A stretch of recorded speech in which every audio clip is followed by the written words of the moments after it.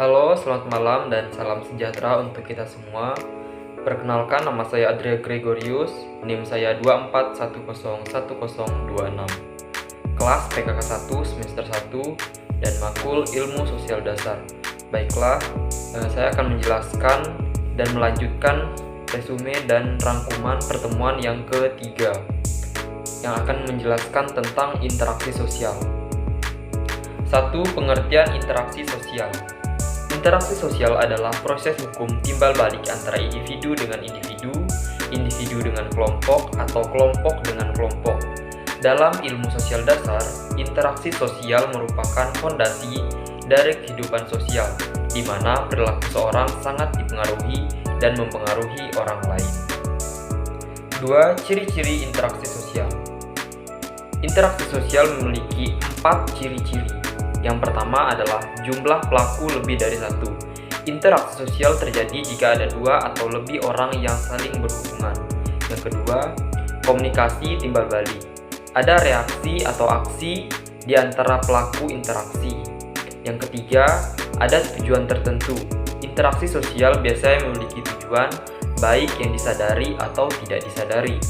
Nah, yang keempat, mengikuti norma dan nilai sosial. Interaksi berlangsung sesuai dengan norma, nilai, dan aturan yang ada dalam masyarakat. 3. Syarat-syarat interaksi sosial. Interaksi sosial memiliki 2 syarat, yaitu kontak sosial dan komunikasi. Saya akan menjelaskan satu persatu. Yang pertama, kontak sosial. Terjadi ketika ada hubungan atau kontak fisik atau komunikasi antara individu atau kelompok. Yang kedua, komunikasi. Proses penyampaian pesan atau informasi yang bisa berupa bahasa verbal maupun nonverbal yang memungkinkan terjadinya saling pengertian.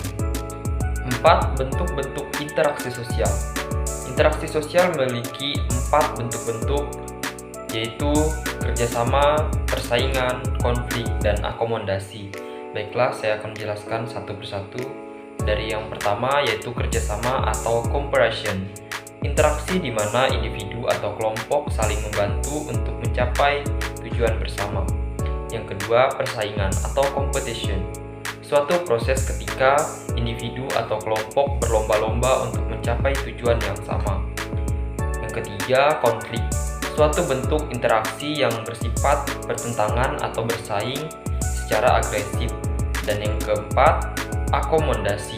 Proses penyelesaian konflik untuk mencapai keseimbangan tanpa menghancurkan pihak lain. 5. Faktor-faktor yang mempengaruhi interaksi sosial. Interaksi sosial memiliki 2 faktor.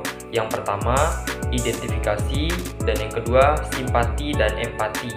Yang pertama, identifikasi. Proses di mana individu mencoba menjadi sama atau menyerupai orang lain. Yang kedua, simpati dan empati.